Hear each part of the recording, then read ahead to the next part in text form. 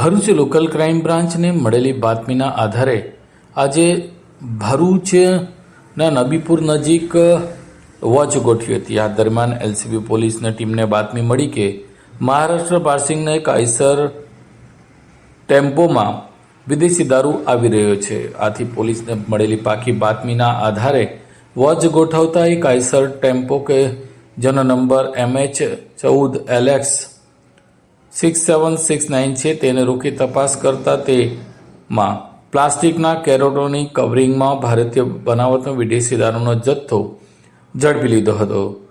Police દ્વારા તેમાંથી 12,312 બોટલો કે જેની કિંમત 44,12,000 રૂપિયા થાય છે તેની સાથે ટ્રક ચાલક સુનિલ મુરલીધર નવરે રહેવાસી પિલનગર ગોપાલનગર તાલુકા સાકર જિલ્લા ધુલિયા મહારાષ્ટ્રને ઝડપી લીધો હતો।